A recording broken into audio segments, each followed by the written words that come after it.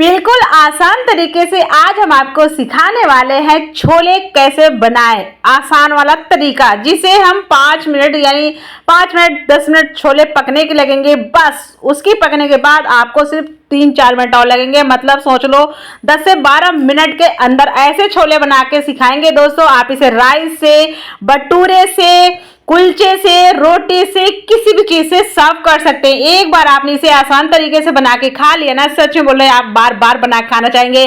तो राम राम दोस्तों, मैं हूं दिव्य फूड चैनल में आप सभी का स्वागत है। आई होप आप सब अच्छे और खुश रहे, हमेशा निरोगी रहे। दोस्तों आइए आपको फटाफट रेसिपी दिखाते हैं दोस्तों। तो दोस्तों मैंने इसे 8 से 9 घंटे पहले इन छोलों को भिगो के रख दिया था। तो ये मॉर्निंग है तो मुझे मॉर्निंग में बनाना है, नाइट में मैंने इन्हें भिगो के रख दिया था दोस्तों। तो बहुत ही अच्छे से भीग चुके हैं। मैंने इसमें थोड़ी सी डाल दी है चाय की पत्ती, इसमें पैकेट में मतलब बंद करके कपड़ों में लगा के। तो मैंने सोचा इसको भी डालती हूँ, थोड़ा मुझे अलग सा कलरफुल बनाना था दोस्तों।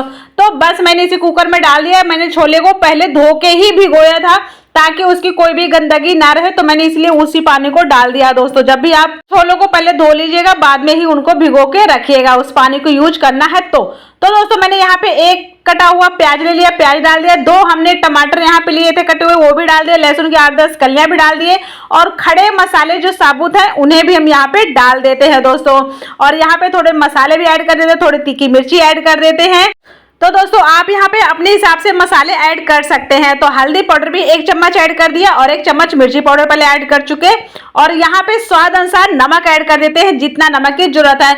और आपको कोई मसाले मिलाने हैं, गरम मसाले या इसका मसाला, छोले मसाले, तो आप यहीं पे डाल सकते हैं दोस्तों। और भी कोई चीज इसमें से हटानी है या और डालना है एक्स्ट्रा, तो आप यहीं पे डाल सकते हैं। आप चाहे तो इसमें आलू भी डाल सकते हैं दोस्तों। बस हम इसे रख दिए हैं।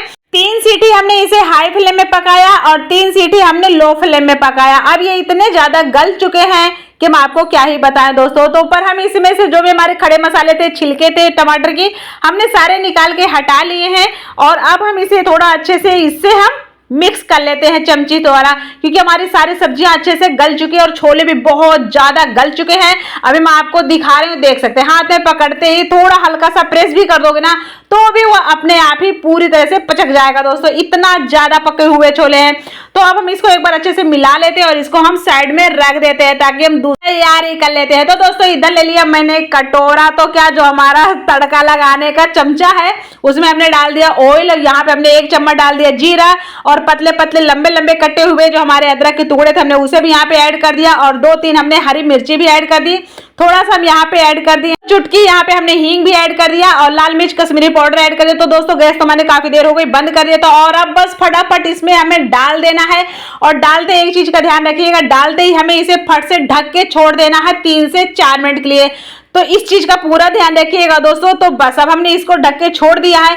अभी हमें इसमें कोई तामझाम लगा नहीं है कि हमने कोई तामझाम कैसे लगेगा दोस्तों। फिर 3-4 मिनट बाद ही आप इसको खोलिएगा और इसे अच्छे से मिला के यूज करिएगा। आप चाहे तो मैंने बोला था ना, इसमें आप आलू भी डाल सकते थे, बॉईल करके डाल सकते हैं, चाहे आप बिना बॉईल करें, जब आप इनको छोलों को पकाएं आप तभी आलू को छील के काट पीट के डाल सकते हैं।